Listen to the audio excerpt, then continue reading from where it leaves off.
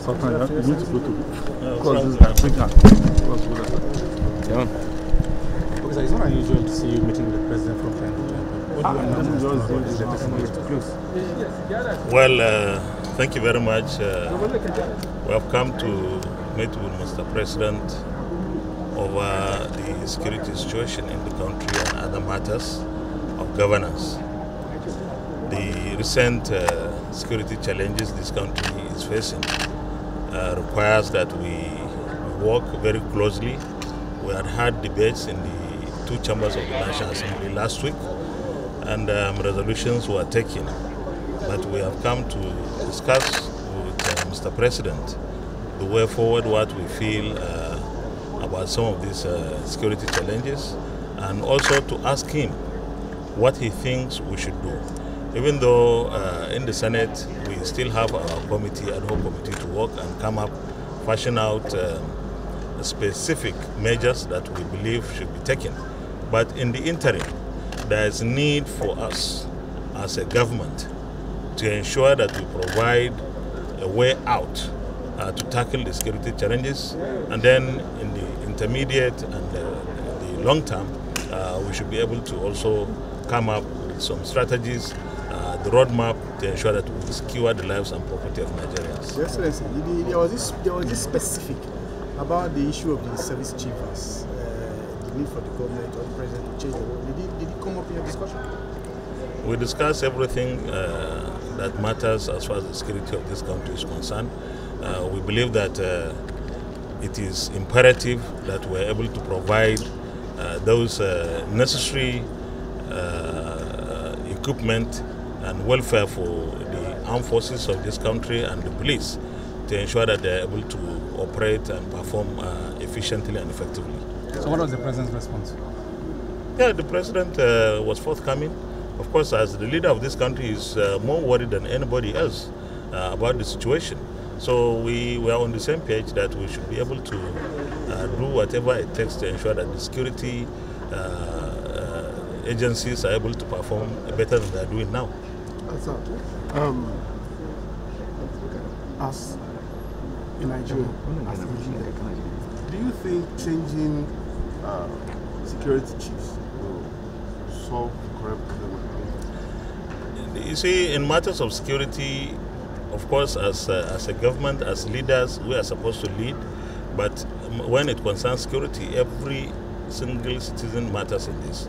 So it's for all of us to ensure, as citizens as well as leaders, to ensure that we are playing our part as is necessary. But I believe that now the time has come. We have reached a tipping point that everybody in Nigeria is concerned about the security situation, and therefore we are all prepared. That's why we have come to meet with Mr. President as members, as leaders of the National Assembly, on behalf of our colleagues, to discuss the way forward. And of course, I believe that citizen participation in this is critical and crucial. Technology is also key to it. Are we looking for that side?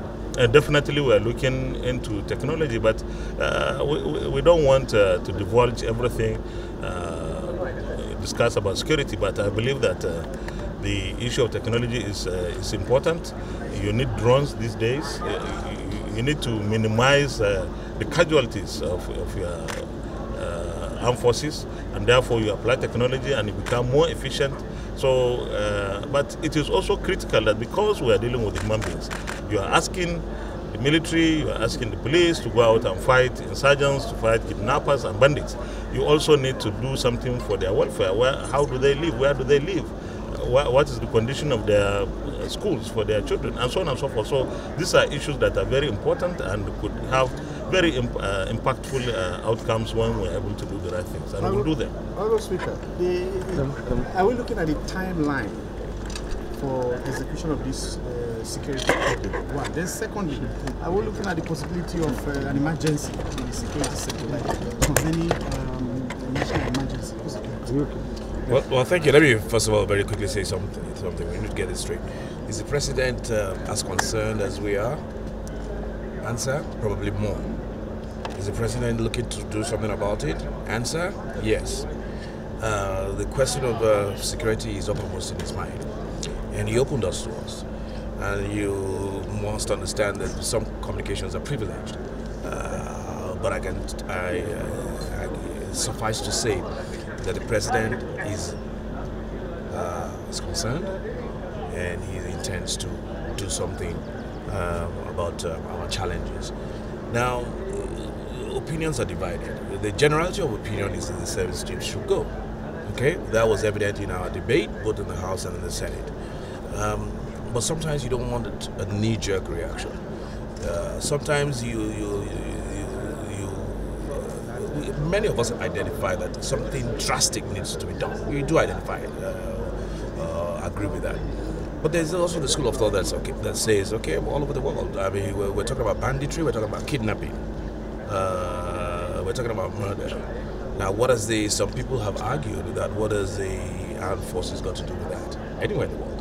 What has the Navy got to do with that? Anywhere in the world. What has the Air Force got to do with kidnapping? Anywhere in the world. You know, so the question then arises that if you change the service chiefs, does that address the issue of kidnapping and banditry? Because those are outfits that are set up for external aggression, for times of war. But it's the police that is set up for internal security, such as what we are all witnessing. So that's talking about service chiefs. The Inspector General of Police, has he met up to his responsibilities? The question is, if we now limit it to the Inspector General of Police, many will argue with it that he has done a very good job, and many will argue with you that he is armstrong,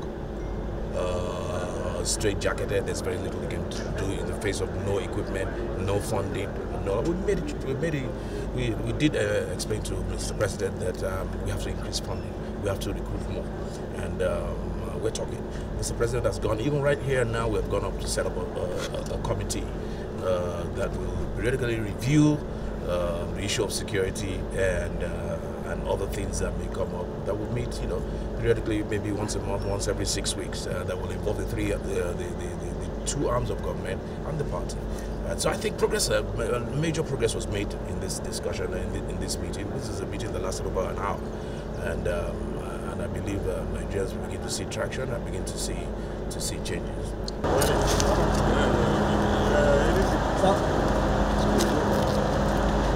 Adeshida.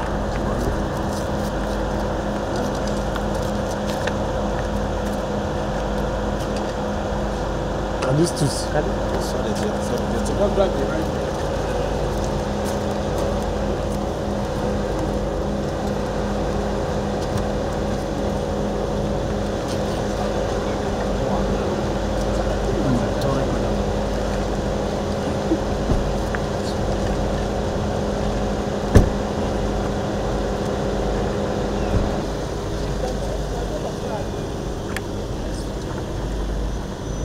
Live there.